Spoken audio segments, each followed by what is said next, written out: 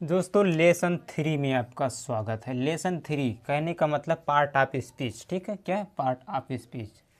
Part of speech को हम यहाँ पे कवर करेंगे। इससे पहले आप लोगों ने 2 लेसन कवर किया। ठीक है, 2 लेसन कवर किया, the sentence and it's type और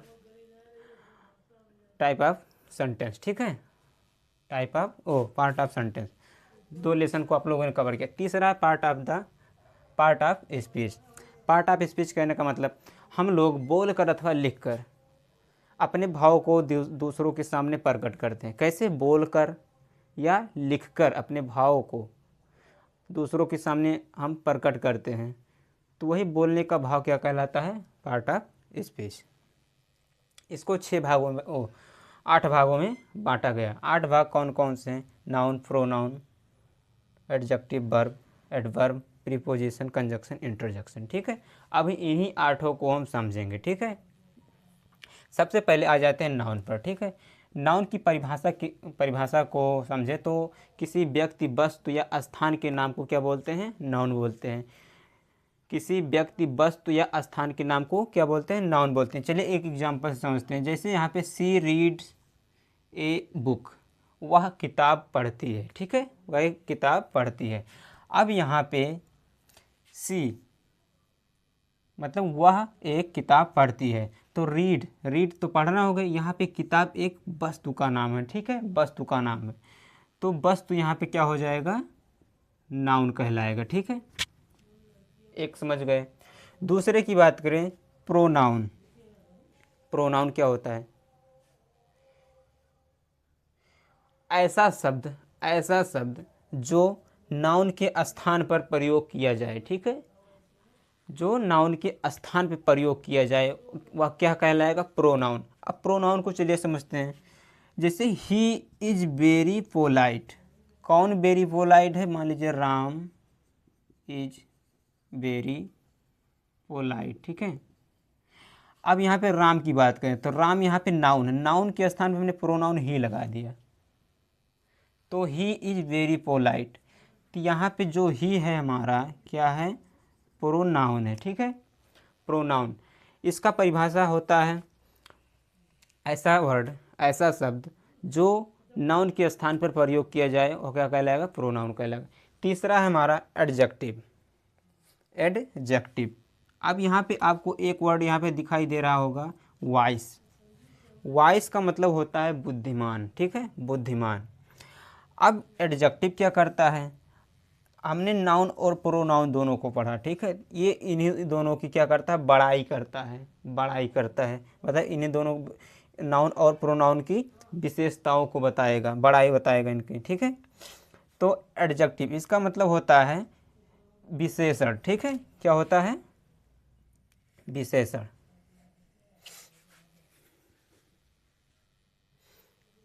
क्या बताएगा? नाउन और प्रोनाउन की विशेषता को बताएगा। जैसे देखिए सी इज वेरी वाइज, सी यहाँ पे क्या है? एक प्रोनाउन है। ठीक है, इसकी विशेषता क्या है?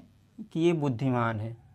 ये बुद्धिमान है, मतलब वह बुद्धिमान है। ठीक है, मतलब वाइस क्या बता रहा है? इसकी तारीफ कर रहा है कि मतलब ये जो वह है, लड़की है, एक कैसी है? एक बुद्धिमान है। ठीक है, अब वर्ब की बात करें। वर्ब एक इसका हिंदी होता है क्रिया। ठीक है, क्या होता है? क्रिया। दुनिया में जो कुछ भी काम हो रहा है वह सब वर्ब के अंतर्गत आएगा। जैसे आई रीड ए बुक, यहाँ पे मैं एक किताब पढ़ता हूँ, एक ऐसा एग्जाम्पल लिखा गया। ठीक है, मैं एक किताब पढ़ता हूँ। मैं क्या हो गया? सब्जेक्ट हो गया। रीड मतलब ये वर्ब हुए। ठीक है, क्या है? वर्ब है। तो वर्ब का मतलब क्रिया। क्रिया का मतलब यहाँ पे कोई काम हो रहा, कौन सा काम? पढ़ने का काम, रीडिंग का काम हो रहा। किसको? किताब को। ठीक है, तो यहाँ पे रीड क्या है? रीड क्या है? वर्ब है। ठीक है, अब आगे चलते हैं, एडवर्ब की बात करें। पांचवा adverb, she is very wise. She is very wise, यहाँ पे देखिए अगर हमने यहाँ से बेरी को हटा दिया। ठीक है, सी इज वाइस, अब ये सेंटेंस किस में आ गया? एडजेक्टिव में आ गया। ठीक है, किस में आ गया? एडजेक्टिव, मतलब वह बुद्धिमान है। अब यहीं पे हमने एक वर्ड लगा दिया वेरी। वेरी मतलब बहुत। ठीक, बहुत। अब इसका अर्थ हो गया वह बहुत बुद्धिमान है। बहुत बुद्धिमान है। ठीक है,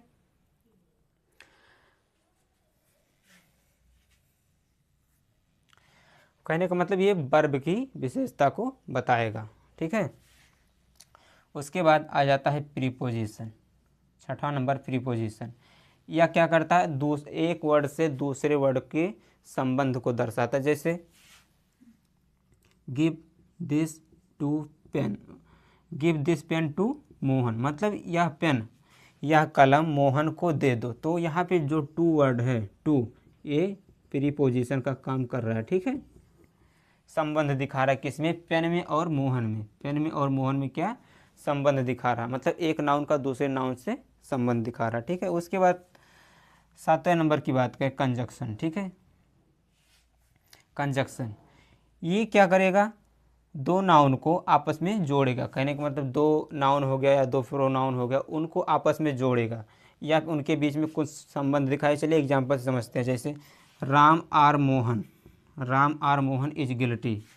ठीक है, गिल्टी, यानी कहने का मतलब राम और Mohan, Ram or Mohan is guilty, Ram या मोहन दोषी। मतलब कहने का मतलब ये है या तो राम दोषी है या तो मोहन दोषी, दोनों में से कोई एक दोषी है। ठीक है, यहाँ पे जो आर वर्ड है, आर, ये क्या है, कंजक्शन है। ठीक है, कंजक्शन इन दोनों के बीच में रिलेशन दिखा रहा है।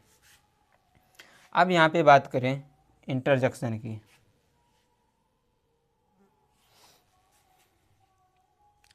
इंटरजेक्शन में क्या होता है, जैसे आप लोगों ने एक्सक्लामेटरी सेंटेंस को पहले लेसन में पढ़ा था, उसमें होता था कोई दुख की बात है, सुख की बात है, इन सभी को वहाँ पे